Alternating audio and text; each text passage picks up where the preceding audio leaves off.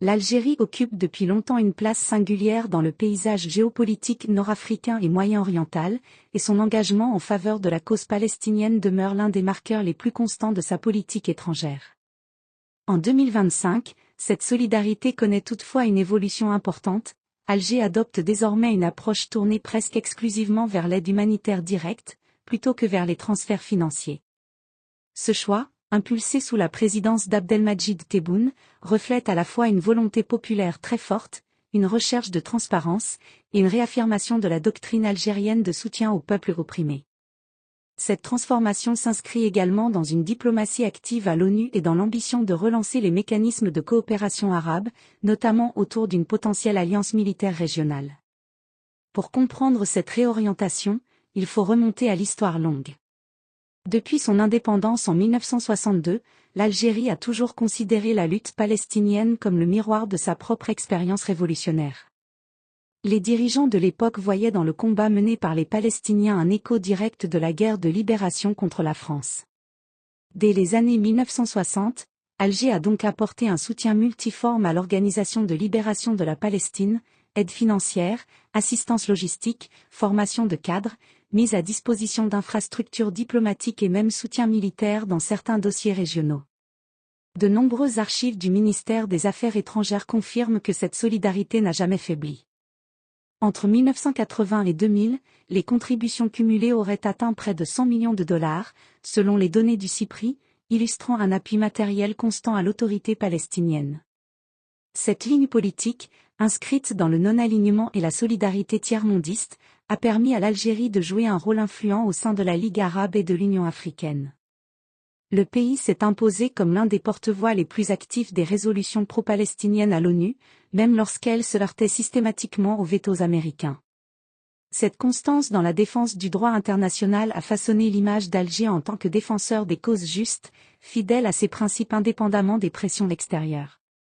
Dans une région où les alliances fluctuent au rythme des intérêts économiques ou sécuritaires, cette stabilité a renforcé la crédibilité de la diplomatie algérienne. L'année 2025 marque cependant un tournant notable.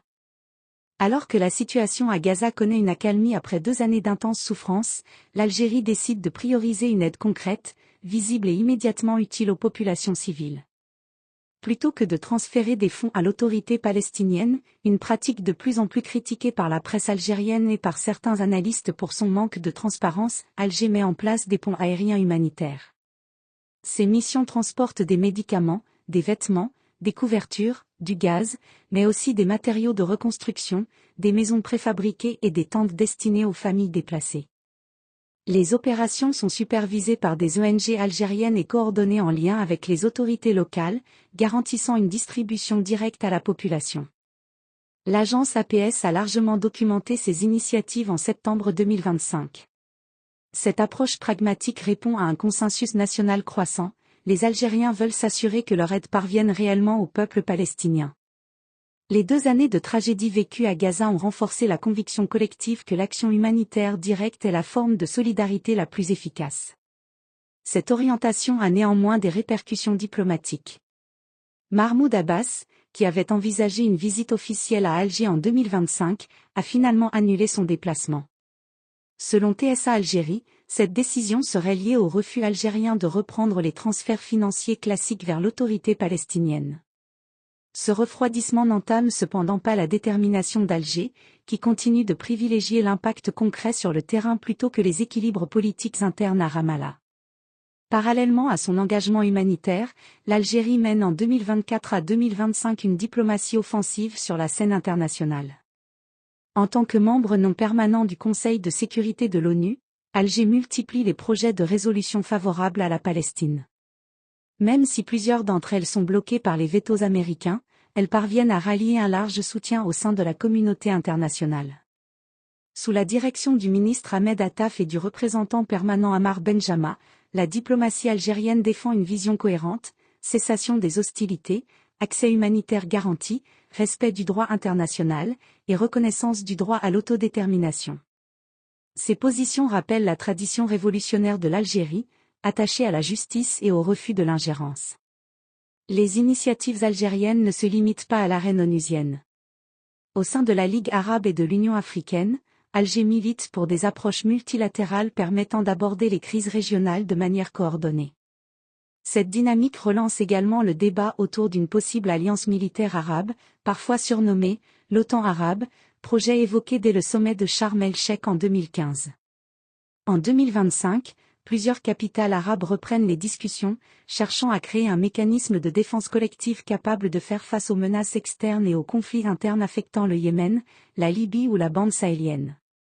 L'Algérie, fidèle à sa doctrine de non-ingérence, considère cette alliance comme un moyen de renforcer la sécurité collective sans devenir l'instrument d'une puissance étrangère. Toutefois, les experts rappellent que le projet est semé d'obstacles, divergences stratégiques entre États membres, financement, leadership et coordination opérationnelle. Sur le terrain, la réouverture progressive des points de passage vers Gaza permet à l'Algérie de préparer une nouvelle phase d'aide humanitaire, axée sur la reconstruction durable. Le pays prévoit d'envoyer des matériaux de construction, de soutenir la réhabilitation des infrastructures de base et d'apporter une aide à la création de logements temporaires pour les familles sans abri. Cette démarche, largement soutenue par l'opinion publique algérienne selon les débats relayés par El Rabar, repose sur l'idée que seule une reconstruction solide peut permettre aux Palestiniens de retrouver une vie digne et un minimum de stabilité après des années de destruction systématique. L'approche humanitaro-infrastructurelle est perçue comme plus efficace et plus honnête que les simples transferts financiers. Cette orientation traduit aussi l'engagement moral profond de l'Algérie, façonné par sa propre mémoire anticoloniale. Le pays préfère s'investir dans des actions touchant directement les populations vulnérables plutôt que dans des logiques politiques souvent complexes et opaques. En privilégiant le terrain, Alger renforce sa crédibilité internationale. Plusieurs médias arabes et internationaux, dont The Arab Weekly, saluent cette posture, considérée comme un exemple d'intégrité diplomatique. Au terme de cette analyse, il apparaît que l'Algérie, en 2025, consolide son rôle de pilier moral du monde arabe. Sa décision d'abandonner les aides financières au profit d'une aide humanitaire directe traduit un choix de cohérence, d'efficacité et d'humanisme. Sa diplomatie active à l'ONU et son implication dans les discussions autour d'une alliance arabe renforcée confirment son ambition d'être une puissance régionale indépendante, fidèle à ses convictions révolutionnaires et attachée à la justice internationale. L'avenir dira jusqu'où cette stratégie influencera la coopération arabe et la stabilité régionale, mais une chose est sûre, l'Algérie entend rester du côté de la dignité, de la paix et de la solidarité authentique.